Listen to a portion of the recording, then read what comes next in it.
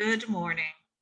I'm Trudy Marotta, a volunteer community ambassador with AARP Virginia, and I want to welcome you all to our Prepare to Care, Finding Answers, Support, and Resources for Caregiving, our webinar this morning, and thank you for joining us. AARP is striving to make it easier for older people to live independently and remain in their homes and communities where they would prefer to be, surrounded by family and friends. By providing planning, resources, and additional forms of support to family caregivers, AARP hopes to create a country where people can continue to live in their homes and communities for as long as they choose. To help achieve this, AARP is supporting the millions of family caregivers who provide unpaid care to their loved ones with resources and tools, and advocating for and providing better quality, affordable, and accessible services to help older people live independently with the family caregivers who help them. As I'm sure you know, caregiving can be an all-consuming experience that leaves the caregiver exhausted and lonely, but it can also be an enormously meaningful accomplishment. Half of the caregivers, 51%, feel their role gives them a sense of purpose and meaning in life. Family and friends are the backbone of America's care system, providing the bulk of care for older people in the United States as they strive to live independently. So we at AARP applaud you for deciding to spend time with us this Saturday morning to find answers, support, and resources to help you on your caregiving journey. In the reminder email for today's session, we included a link to download the slide presentation and a link to the resource page listing all the websites that we'll share with you this morning. And now, onto the program. I am thrilled to be joined this morning by Keisha Jackson. Like me, Keisha is also an AARP Virginia volunteer community ambassador. We're very fortunate to have her on our team. Keisha is a retired Air Force veteran, creative writer, storyteller, family caregiver, and founder of Encouraging Stories LLC, an online multimedia hub that provides encouraging, entertaining, and educational content to family caregivers. With that, please give a warm welcome to Keisha. Thanks, Trudy. And hello and welcome everyone for joining Prepare to Care this morning. As Trudy mentioned, my name is Keisha Jackson and I am a Northern Virginia Community Outreach and volunteer with AARP. And I look forward to facilitating today's conversation. Today's discussion is all about supporting you and your loved ones. I invite you to share ideas, ask questions, and connect with other family caregivers, people just like you. Let's get started. Caring for a family member or close friend is one of the most important roles you'll play. It may start with driving your loved one to get groceries or going to the doctor. As time goes by, you may find yourself taking more time off from work, preparing meals, or handling bills. No matter where you are in the journey of family caregiving, just beginning to anticipate a need, helping to coordinate a big move, or taking care of a family member full time, having a good framework to help guide both you and your loved one will make the process easier. During this session, we will share a framework to help you make plans to care for family members, neighbors, and friends. You will have an opportunity to connect with other family caregivers, exchange tips and advice, and learn about resources available to you and your loved one. First, we'll start by taking a poll.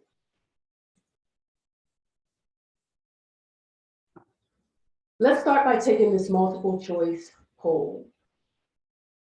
See how many of these you've done now or any time in the past.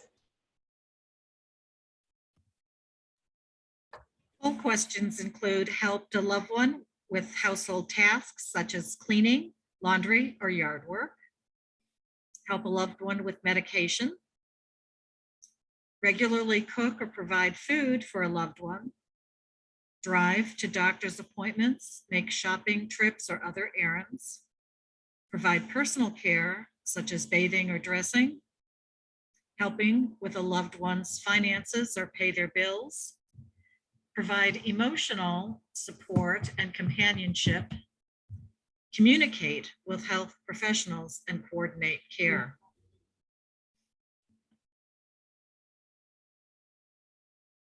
And Keisha, it looks like the largest percentage is driving to doctor's appointments, shopping trips, or errands, followed by emotional support, companionship, communication with health professionals, and helping with medications. Driving to doctor's appointments to make shopping trips was number one. I definitely have been a part of that myself. Most recently, I have been doing a lot of driving around to help my family, to get them to doctor's appointments, to actually make the phone calls, to try to even set up to do some type of in-home video conferencing to even help out in that area. So thank you, everyone, and thank you, Trudy, for that.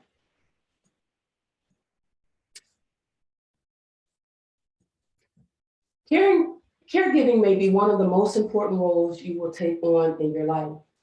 AARP's founder, Dr. Ethel Percy Andrews, was a caregiver to her parents. In fact, she left her job to care for her mother. She said, "It is only in the giving of oneself to others that we truly live. The human contribution is the essential ingredient." Dr. Andrews was an educator, and her passion was to help older Americans lead lives of independence, dignity, and purpose. She founded the National Retired Teachers Association, NRTA, in 1947, and later AARP in 1958. Caregiving is in AARP's DNA. AARP supports family caregivers and their loved ones, both directly through programs and online resources, and more indirectly through state and federal advocacy.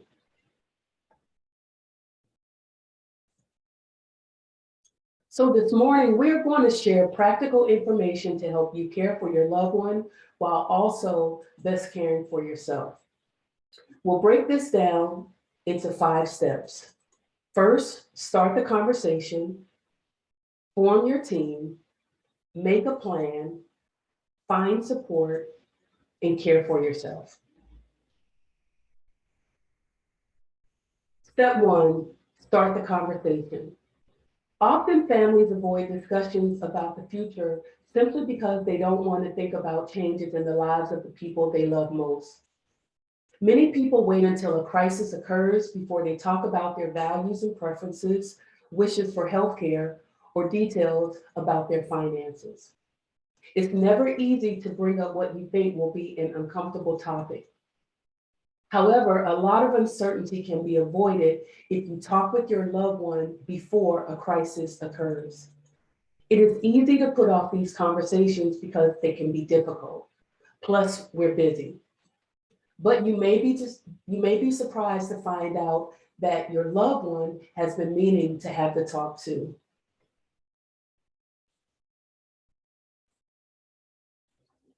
Before you start the conversation, here are some things to consider. Look for an open. When raising the topic of future care, you might find it helpful to reference an article you just read or something you saw on the news to break the ice. For example, "I'm starting to think about estate planning. Do you have any advice?" Or, "I just read an article about gathering all your important papers. Sometime, can you show me where yours are and what you'd like us to do just in case?" Try not to anticipate what your loved one might say or how they will react. Just get the conversation started. Be open, express your love and concern, and most importantly, listen. Keep in mind that the conversation will likely take place over time. Respect your loved one's wishes. Make sure your loved one is participating in the conversation as much as possible. It's important to center your caregiving plan on the wishes of the person receiving the care. Where do they want to live? How do they want to handle their finances? Then size up the situation. Once you get the conversation going, evaluate what you're hearing. Understanding your loved one's priorities, where they want to live, and the nature of their care will help determine the next steps. Review the finances. Money can be a particularly sensitive subject to talk about, but it is often at the heart of many decisions you'll make with your loved one. You need to consider how you're going to pay for housing, healthcare, and other expenses, groceries, medication, transportation, etc. As you ask your loved one to review their bank accounts, investments, insurance coverage, and other relevant finances, such as assets and incomes that can be used to cover these costs. Find out whether they have long-term care insurance should they need it. To help you with these tasks, AARP has created the AARP Caregiving Financial Workbook, a practical guide focused on health, housing, and money management for family caregivers.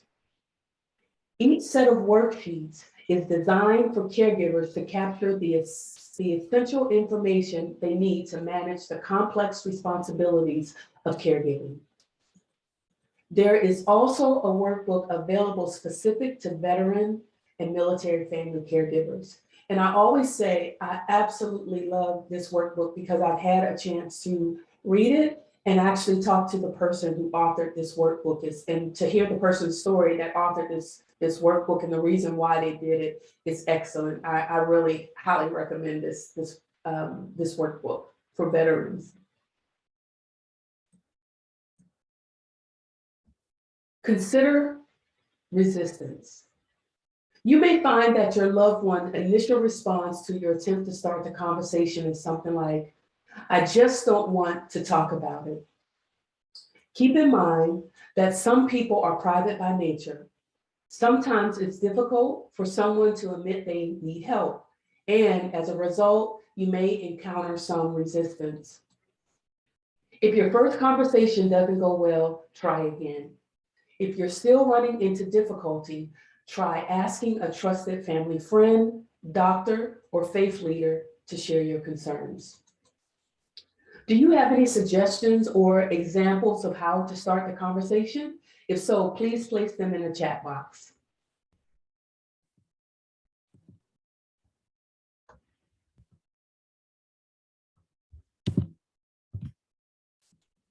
One of our guests started by asking my mom what her wishes were, and I gave her a copy of the AARP Caregiving Guide.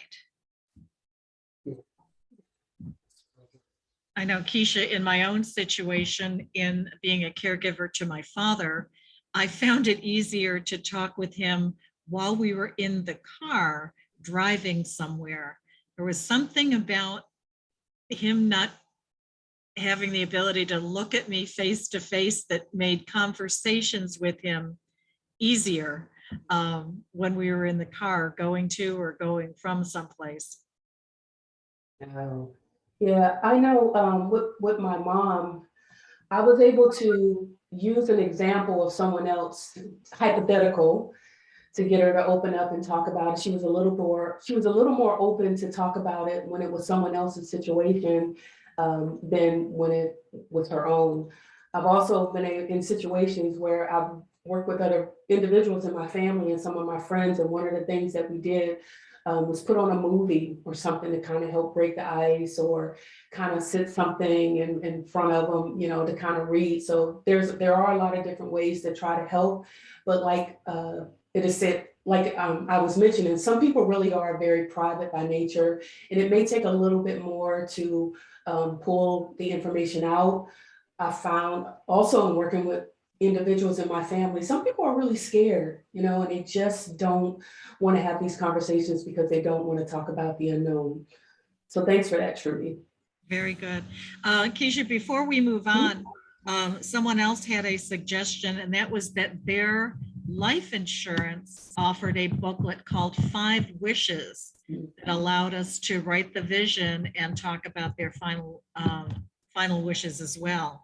And a couple of people have asked for a couple of the resources as to where they can get the guides, where they can get the non-veteran guide. So Amber Sultani is putting those in the chat box as we speak. Plus, you will get a link to all of these resources in your email as well. Yeah, and when you were saying that, it made me think, most recently I had a situation in the family where one of my loved ones wound up having a stroke and going into the hospital. And because so many things weren't put in place for that individual, it helped other family members to say, hey, we can't be in this situation ourselves. So that is something could happen, unfortunately, to make other individuals decide that this is something that we really do need to talk about because it is a relevant topic in situations. So thank you. Thanks, Trudy. Keisha, before we move on, I would Mhm. simply add one more thing, and Mhm. that is the critical importance of starting the conversation earlier than you think it might need to happen, because you never know what's going to happen and how soon it's going to happen. So think about that. Yeah, most definitely. Even with it depends on the individual and the family, but it's also a topic depending on how you bring it up to, even for children. I've had that to be able to share tips and kind of get a child, because there really are family caregivers that are children that are very young that are caring for loved ones. So totally agree with that. So we have talked about what has worked for you to start the conversation and those tips that you shared. After that, now we're going to talk about forming a team. Step 2. When you form your team, it's important to know that caring for a family member or a friend can be too big of a job for one person. Trying to do everything yourself may lead to burnout and problems with your own health and well-being. It's important to form a larger network of family and friends and tap into community resources to share the load. Your loved one can help you identify willing team members, such as neighbors or friends from the faith community that you may not have thought of otherwise.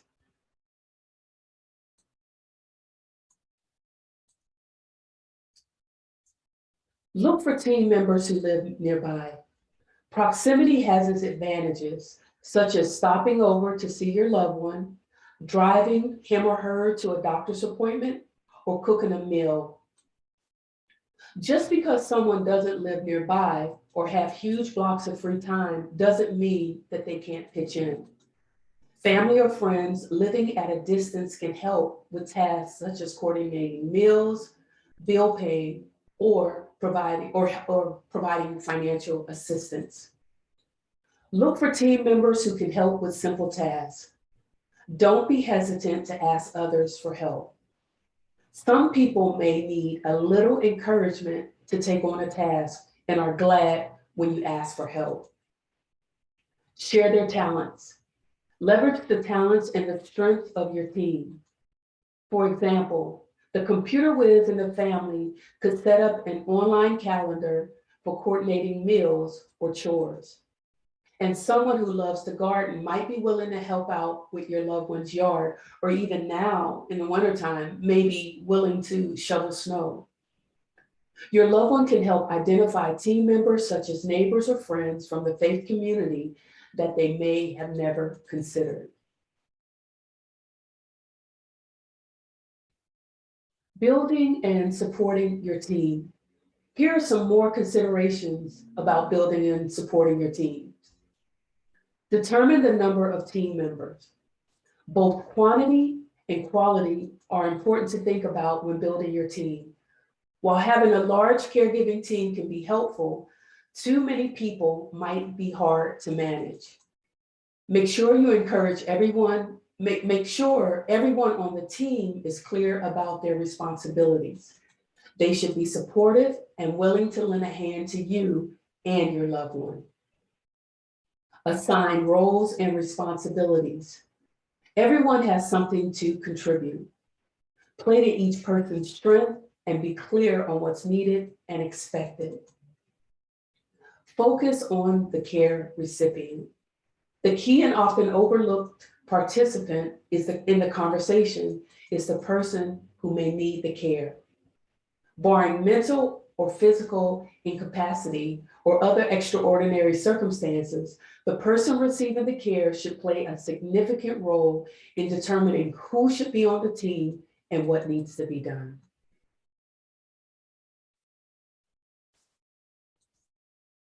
Does anyone have any tips they would like to share on forming a caregiver team? If so, please place them in the chat box.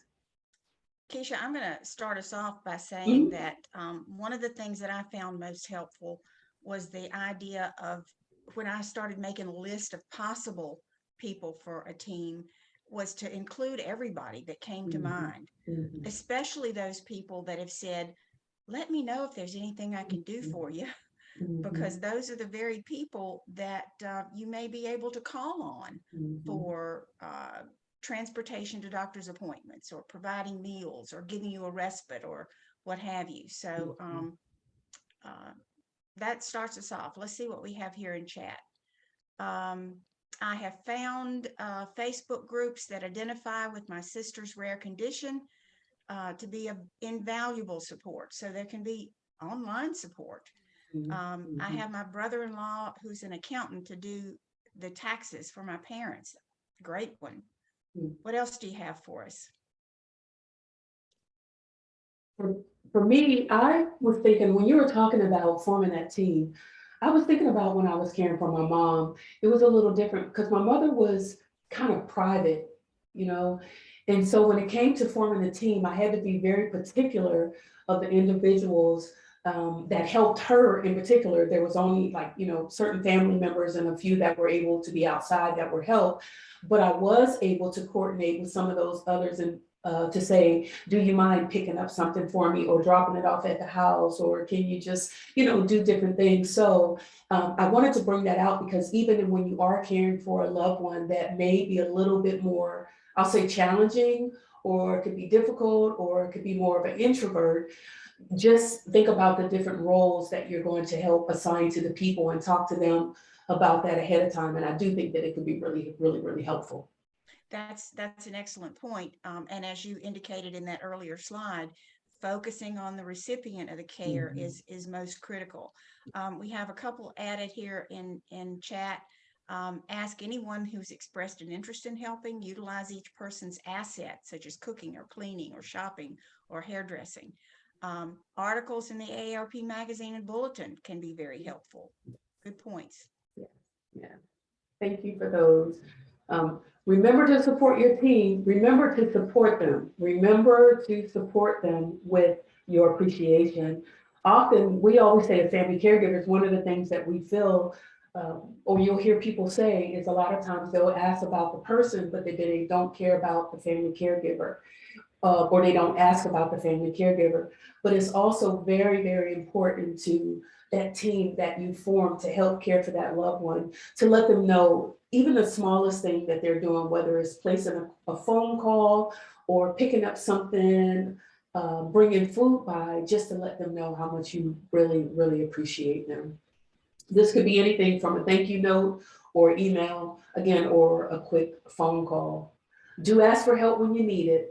That is why we have a team. Ask those who live far away to regularly connect with your loved one by giving them a call, sending a card, an email, texting, etc. And I will say, I just had an experience. One of my cousins came down with an illness. And in this, I started finding out what Duo was. I had never really heard of it, but my family was Duoing me. It's kind of like a social video chat. So I was able to connect.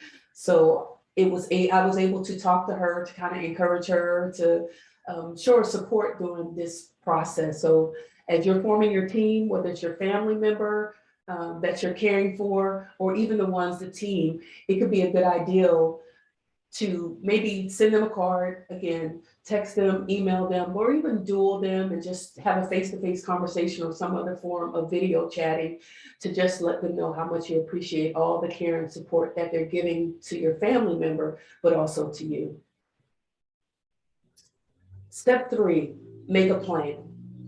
Now that you have a team filled with willing caregivers, it's time to start building out a plan and designating responsibilities. Always make sure your plans are being made with the person you are caring for at the center of the discussion. The plan doesn't have to be extensive or fancy. You can never anticipate every detail or scenario. The plan should include immediate need as well as plans for the future. Keep in mind that the options for addressing needs will depend on finances, the willingness of your support team, and the resources available in your community. A family or team meeting is one way to help you get things organized, ensure all of your team members are on the same page when it comes to making and keeping to the plan. First, meet with your caregiving team. This may take place face-to-face, over a conference call, or through a series of emails. Determine what works best for all of you. Set up a system for future communications with the team. Next, assess the goals and needs of your caregiving plan. Remember, this doesn't have to be extensive or fancy, as you can't anticipate every detail or scenario. Just try to include immediate needs and broader plans for the future. After you determine your goals, delegate responsibilities. It's time to figure out who will do what. That is so important. Make sure you determine what tasks everyone is comfortable performing. Also, be sure to ask your team members about their preferences. Be open to modifications as the situation and team members' ability to help may change, and how your loved one needs unfold may differ from what you expected. Making a plan for the team meeting. Here are some helpful tips to remember during the team meeting. The team member who will receive the care should play a significant role in talking about and assigning roles and tasks to the extent possible. For example, even if one child is an accountant, an older parent may feel more comfortable having another child look after their financial affairs. Communicate. Try to keep everyone informed as things change. Make sure that everyone knows about the discussion ahead of time, so there are no surprises or hurt feelings. One team member should take notes and write a brief summary of what was discussed, what was decided. A written summary of the plan helps ensure that the wishes and needs of your loved one have been considered and included.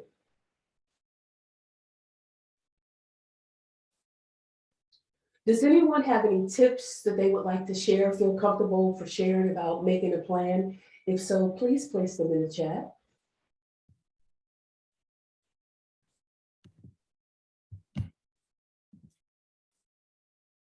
Keisha, I know in my own personal situation, I found that family members were not as supportive as my friends and neighbors.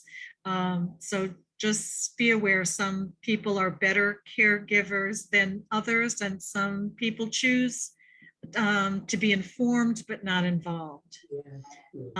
One of our guests has says part of the caregiving plan also has to analyze the insurance if they need long-term therapy. The insurance can cut it off before you expect it. Another guest has said, ensure all participants and stakeholders are invited and kept informed. Yeah, and so many different things I know in terms of the healthcare insurance. one of my coworkers stopped me in the hallway a couple of weeks ago and was saying that their mother was in a nursing home and she had been there, but based off of her assurance that she wasn't going to be able to stay there too much longer and she was going to be discharged. And they were trying to determine what were they going to be able to do because they didn't have the financial assistance that they need. And so that is something definitely to look. We talked about that planning in the beginning to kind of look at those things. And if a person will need short-term or long-term care, see what that plan provides. I have recently been in a situation where there was a family that decided to get together and they were in different states and they were going to do a Zoom call to talk about this is the situation, what plan, how can we come together to make a plan. One of the advantages that they have by being in different states, they were also in different time zones. So they were strategic in their planning to say, I'll take this shift, you can take this shift. So it kind of gave a little bit more of a 24-hour shift. So it worked out to be really, really well. Yeah. So. Keisha, before we move on, another guest has said to use county and city resources that may be available. And that may be through your local area agency on aging. Yeah. There's a lot of places that you may be able to Google that are close to home and have resources available. Yeah. And lay aside your pride. Yeah. Don't be too proud to ask for help and to preserve your health as well. Yes. Look for facilities that will assist in filing for Medicaid. Yes, yes. And I'll turn it back to you. Yeah, thank you for those. I will say about the local area on aging. It is so interesting. One of my friends was caring for her mom, and when she first started caring for her mom, she didn't sign up. And she ended up signing up maybe months later. And instead of being maybe 2 or 3 on the list for some assistance to support, she said she was like number 500 on the list. So that's definitely something, and that ties right into what you were saying about the pride. You definitely have to let your guard down in some aspects of it and to let people know that you do need assistance, because the goal is not for you to do it alone. Sometimes you may not be able to find everyone to help you, but if you can find 1 or 2 people, whether it's your family, your neighbors, or your friends, definitely allow someone in to be able to help you, to help you on this journey, this experience that you'll have to caring for your loved one, because we said it's so important that even when you're caring for your loved one, that you have to care for yourself. And some of that is, like you said, letting the pride go and allowing others to help. Step 4, find support. If you come to realize that the scope of care needed for your loved one is beyond what you or your team can provide, it's okay to reach out for extra support. There are different types of support. There are many types of community resources that may be available to provide support. Your local area agency on aging can help connect you with a variety of support services, such as home delivered meals, transportation, adult daycare, care management, and more. Your local area agency on aging also can answer questions about which resources are free and which may cost. You also can check into services offered in your community through the Elder Care Locator. The Elder Care Locator is a public service of the U.S. on Aging Administration. It connects caregivers to local services and supports. And of the resources I mentioned today, any of these resources I mentioned today are in your Prepare to Care guide. Oftentimes, your loved one's needs can be complex, especially when health, emotional, and financial issues are at play. A trained social worker or nurse can help you sort things out, determine what is needed, find services, and arrange care. Again, the Elder Care Locator is a great resource to find such professionals. I encourage you to highlight this resource in your book. Don't forget to ask your employer if they offer an employee assistance program. This also can connect you to professionals and other services in your community.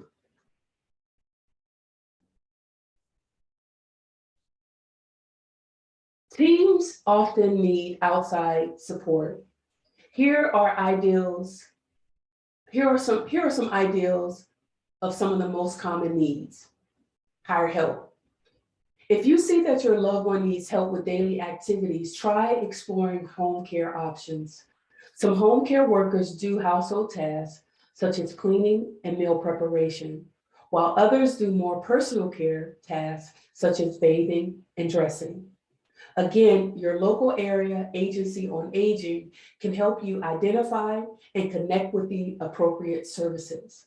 You can also go online and visit AARP's Caregiving Resource Center.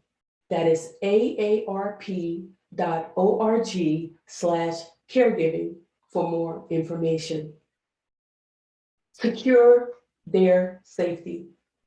To help your loved one be safe and comfortable in their homes, try incorporating handrails, grab bars, night lights, or adjustable shower seats. Some things such as installing grab bars may be best left to professionals.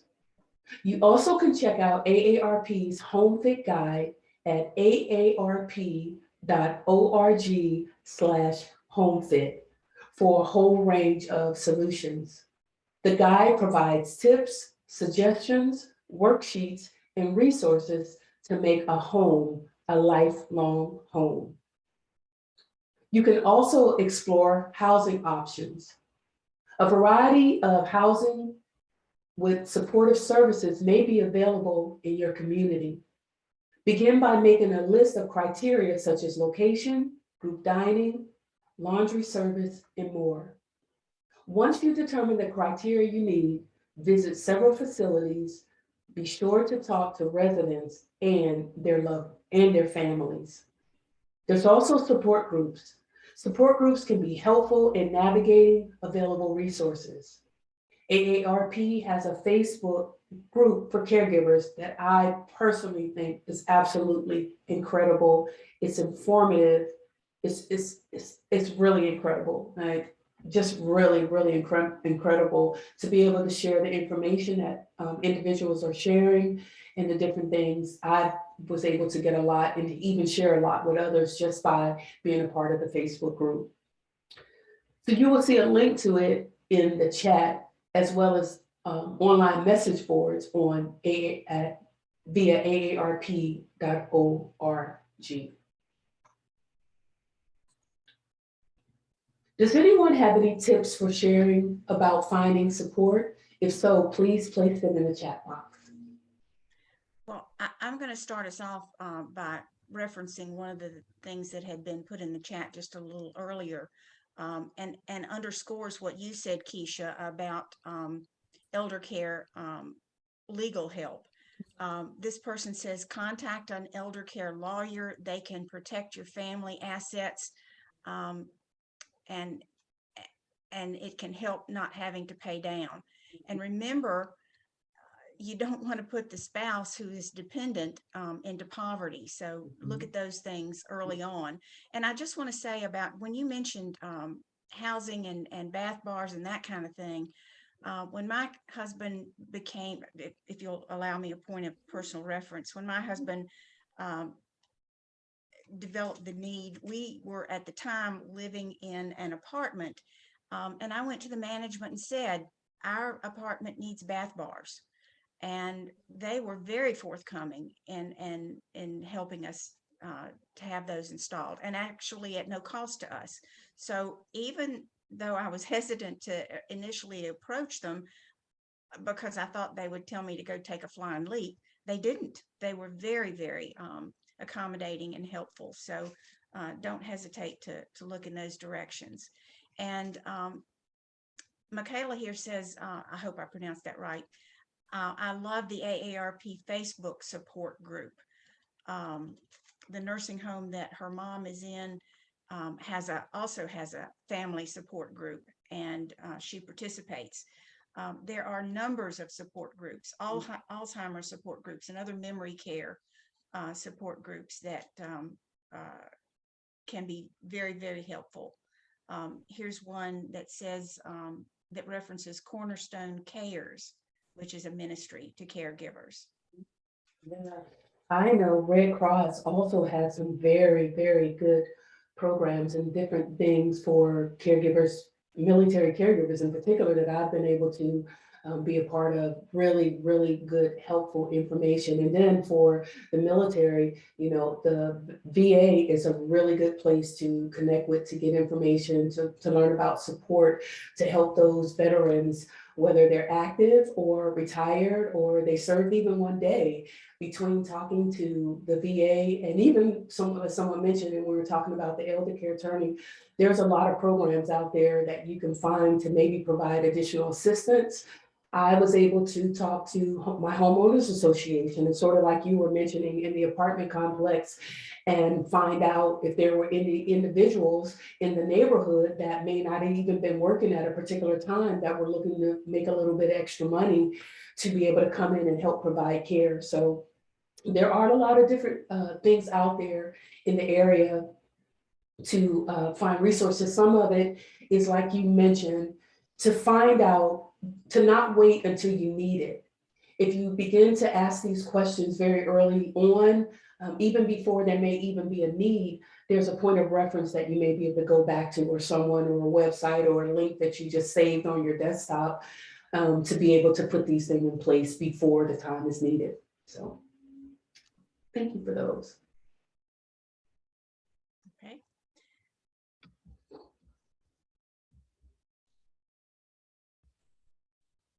Step 5, I always say that this is like my favorite out of all of them, is caring for yourself, because this is the one that we really, as caregivers, and I can say personally, we overlook and we forget about. But don't overlook the impact of caring for yourself. Pay attention to your health and well-being. The best way to ensure you have the energy to care for a loved one is to take care of yourself. Here are some tips for caring for yourself. Tap into resources. Social workers, nurses, and other professionals can guide you through care options and help monitor the care if you don't live nearby. Use technology.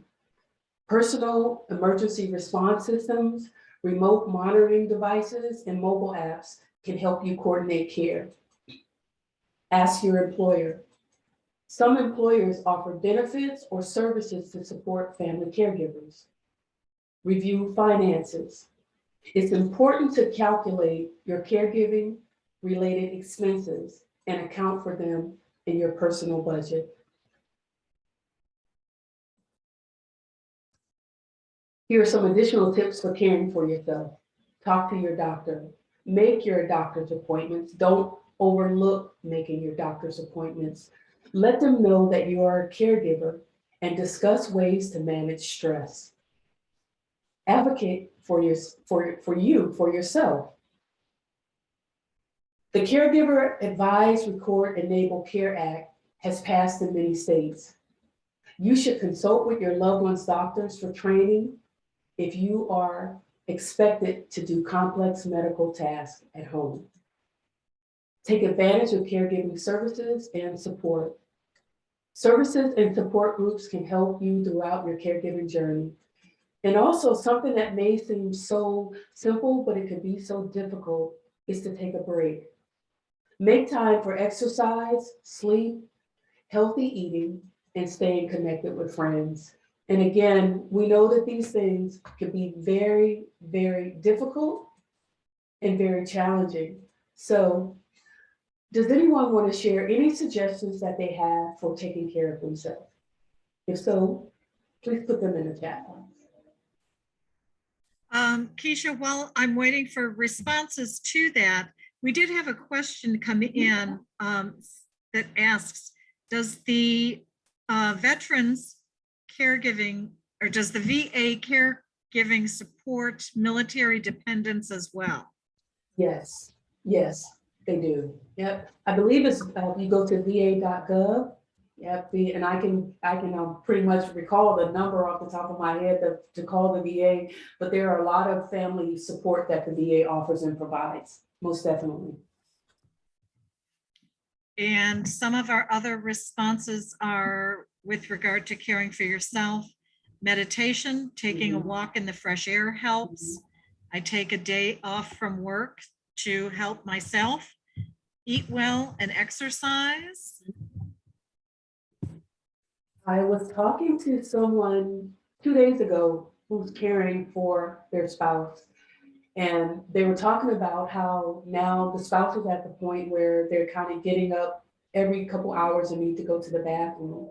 And so we were just talking about a couple things, suggestions to maybe be able to do to be able to help that situation. So the person that's providing the care may not have to be get up continuously all the time. But we even talked about, even after being married for so many years, the thought about, you hate to say it, but it may be sleeping in two different beds, and that way it allows you, if the person, we had the conversation and the person was saying that they kind of didn't want to move, even if they were in pain or wanted to be adjusted, because they didn't want to disturb the person when they were sleeping. And so we had that conversation about the potential of maybe either laying on the couch at a different time, or maybe sleeping in two twin beds, right there in the same room together. So there's different things that you can do. Like you said, there's the meditation, yoga. If you can't get out, maybe just go into another room and close your eyes for a few seconds. It's hard to turn it off. I do understand that, because I know how it was when I was caring for my mom full time and I was working. Your mind is constantly going, whether you're wondering if the person that's with them is capable, if there's medicine, if they're taking the medicine on time. But there are others that are capable of doing it. But ultimately, you have to find some type of way and some type of time to be able to care for yourself, even if it's 5 minutes, just a break that you're taking, just to kind of reflect. Put your headset on, or different, maybe listen to music that's relaxing, draw. I told people to go in a different room, or go outside and scream if that's what they need to do. Whatever you need to do to kind of get it out and to help you, it's very helpful, right? Exactly. And if you can't get out, there are YouTube videos for just about every subject matter. Utilize your team members to provide respite support. Let's see if I've missed anything else. If you have a dog, walk the dog. Yes, yeah. When I was caring for my dog, they're so sensitive and they can tell when something's going on, and they just have that extra love. If you're a pet lover, they just have that extra love, and they want to snuggle up and just let you know that everything is going to be okay. Exactly. And sometimes just a few minutes of prayer or meditation is enough to get you through the next few hours or day. Yeah. Back to you. Yeah, and with that, just saying, don't keep it to yourself. If there is a trusted confidant, whether it's a family member or friend, find someone to talk to. If you say, I feel like I can't do this anymore, I just want to scream. It's okay to be vulnerable and to share those things. You're not a bad person for doing that. In terms of resources, AARP offers a variety of online resources, in-person events, and self-paced learning for family caregivers. I want to be sure to mention several resources. AARP's Caregiving Resource Center, which is a central hub for all things caregiving at AARP. That's where you can read the latest articles, tips, and advice. That's where you'll also find the Prepare to Care guide with downloadable checklists for when you need to update or revise your caregiving plan. In addition, there is a toll-free resource line. You can call 1-877-333-5885. Again, that number is 1-877-333-5885. Or in Spanish, you can dial 1-888. Let me go back. I think I might have said 888 on the first one, but just in case, call 1-877-333-5885. Again, that's 1-877-333-5885. And in Spanish, it is 1-888 888-971-2013. Again, for Spanish, you can dial 1-888-971-2013. The hotline is open Monday through Friday, 7 a.m. through 11 p.m. Eastern Time, and Saturday, 9 a.m. through 5 p.m. Eastern Time. The telephone number is also on the back of your Prepare to Care guide. Another resource is the Community Resource Finder. This is where you can get access to resources through community programs and services through this online community resource directory.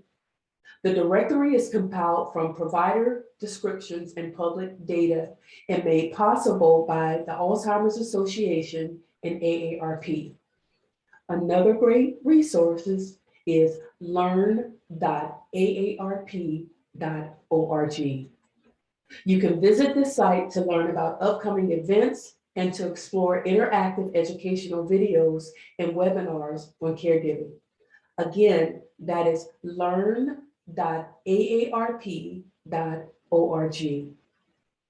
I would also like to remind you that your Prepare to Care guide has a variety of resources, including your local area agency on aging and the elder care locator in the back of your booklet.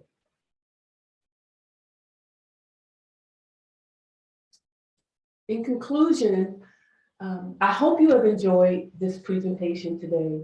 We've covered a lot, including learning the 5 steps to create a caregiving plan, which are: start the conversation, form your team, make a plan, find support, and care for yourself. I want to read those one more time. Start the conversation, form your team, make a plan, find support, and care for yourself. We also shared many ideas about resources available to you. To continue your learning on this topic, make sure you check out AARP's caregiving resources and the Prepare to Care guide. And we hope you stay connected with AARP.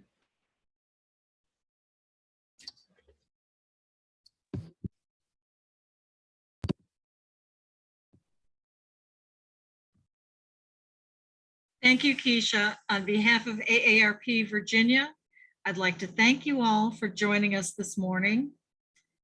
Thank Keisha for your valuable time and your expertise.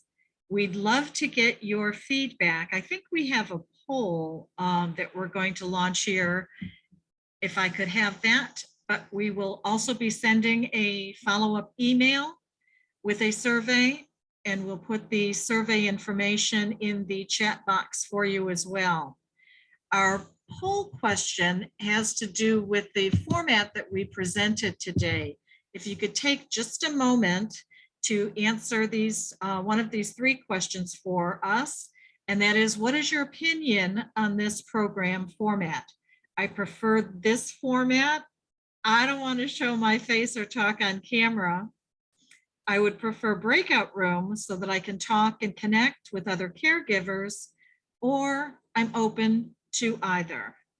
And thank you for participating in that poll so that we can gear our presentations and our webinars to what works best for you and what format you prefer. So thank you for that.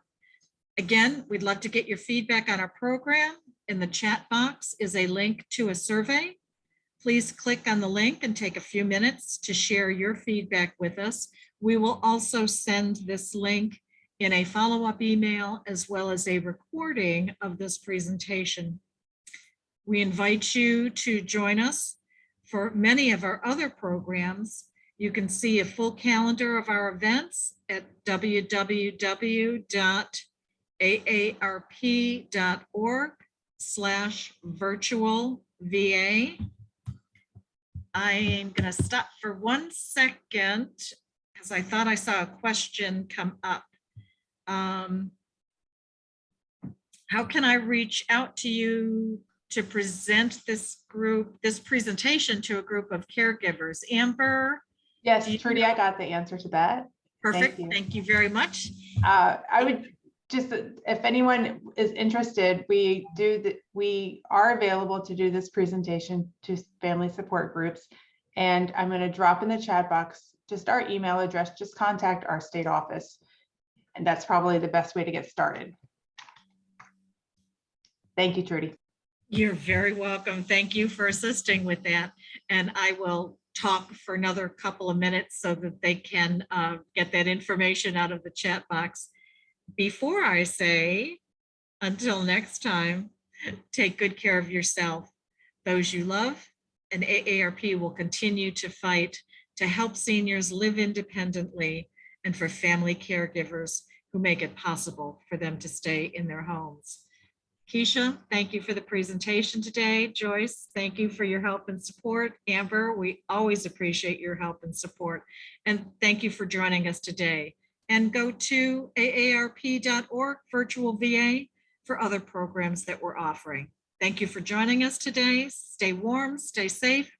Have a great Saturday. Thank you. Hey, Keisha, you got the follow-up link?